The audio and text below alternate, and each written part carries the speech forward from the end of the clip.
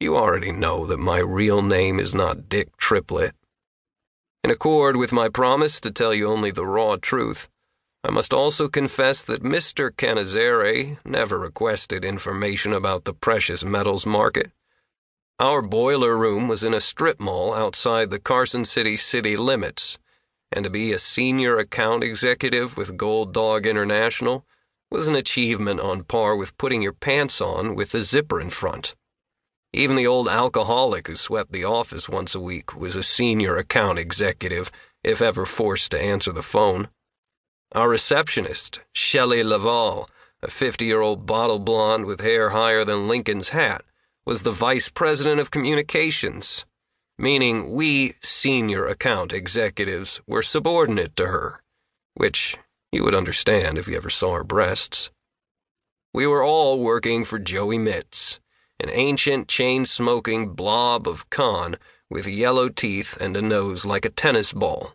Joey was a legend in certain desert circles. He was a former brothel proprietor, a former member of the state assembly, a former Carson City casino operator.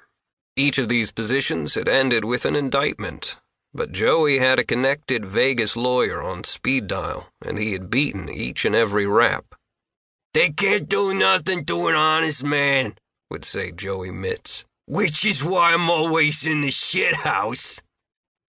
Outside Joey's private office were 9 desks with phones in a room that smelled of coffee and flatulence. And from those desks we cheerfully sold promises to deliver gold to doomsday preppers from sea to shining sea. As Joey told us incessantly, "Selling gold is selling money, and if you can't sell money, then you're in the wrong business, chum." Chum was one of the words Joey threw at us instead of our names, which he never seemed to remember. We were Pally, Buddy, Amigo, Brother, Captain, Cousin, Tom, Harry, and Dick, from which I took my nom de plume of gold dust. "I'm sure, Mr. Canizzare, that you know the secret to making money on any investment is proper timing.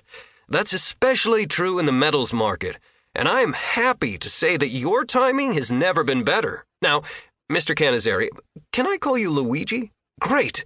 Now, Luigi, if I could show you an opportunity in the gold market, an opportunity that you just could not say no to, are you in a financial position to take advantage of my firm's initial recommendation of $10,000? Gold Dog International consisted of Joey, Shelley, a guy in India working the website, and a rotating roster of salespeople hammering the phones. We were mostly young, mostly male, mostly wearing shorts and t-shirts and flip-flops because the air conditioner was crap. All of us recruited by Joey himself. On the sound system, we ran a continuous loop of the last 5 minutes of a frenzied day on the New York Stock Exchange, with desperate traders calling out prices and the crowd noise rising to the famous triple chime of the bell. And we worked the phones all hours of the day, 8 a.m. on the East Coast to 8 p.m. on the West Coast, weekends included. It didn't matter much when we called. Our customers were always home and delighted to talk, because they were generally alone and lonely, and so old they barely remembered their names. Nothing sells gold more effectively than a sense that the nation is going straight to hell. And so Joey bought his leads from a wild roster of religious and political organizations that predicted the coming apocalypse, or the coming rapture, or the coming economic collapse of America, or the coming election of another stinking Democrat president. And if you were stocking up on freeze-dried MREs, or water storage kits, or yellow pandemic suits, you could be assured Joey already owned your name and number. In support of these leads, Joey himself wrote the script. "Just read what I wrote, cousin, and don't do no freestyling. This ain't surf school. We're selling gold, and this is the way we do it." Luigi, I understand that's a big chunk of cash, but it does take money to make money, am I right? Let me tell you something you already know. This whole damn country is going down the tubes.